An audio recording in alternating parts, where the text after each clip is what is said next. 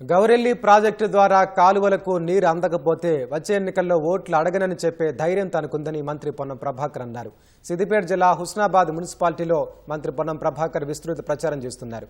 ఈ నెల 11న జరగనున్న మున్సిపల్ ఎన్నికల్లో కాంగ్రెస్ను గెలిపిస్తే హుస్నాబాద్ రూపురేఖలు మారుస్తారని హామీ ఇచ్చారు. 10 ఏళ్లు పాలన అందించిన వాళ్లు హుస్నాబాద్కి ఏం చేశారో చెప్పాలని పొన్నం ప్రభాకర్ డిమాండ్ చేశారు.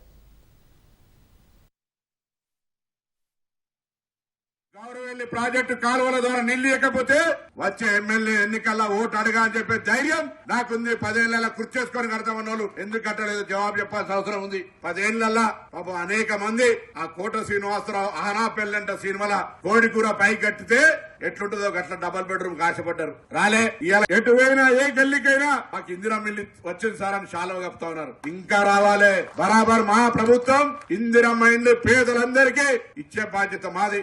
ఎక్కడైనా బహిరంగ చర్చకు సిద్ధం. హుస్నాబాద్ లో 2 ఏళ్లలో ఏమైందో ఇంకా భవిష్యత్తులో ఏమైతుందో నేను చేతి చూపెడతానన్నమాట మనం చేస్తూ 11వ తారీఖు పొద్దున్నే పోయి చేతి గుర్తు మీద ఓటేసి 20 మంది కాంగ్రెస్ అభ్యర్థులు గెలిపియండి. హుస్నాబాద్ రూపురేఖల్ని ఏ విధంగా ముందుకు తీసుకుపోతారో బాధ్యత నాది అనే మాట మనం చేస్తూ మరొక్కసారి అందరికీ హృదయపూర్వకంగా నమస్కారాలు ధన్యవాదాలు చెప్తూ సెలవు తీసుకుంటా ఉన్నాను.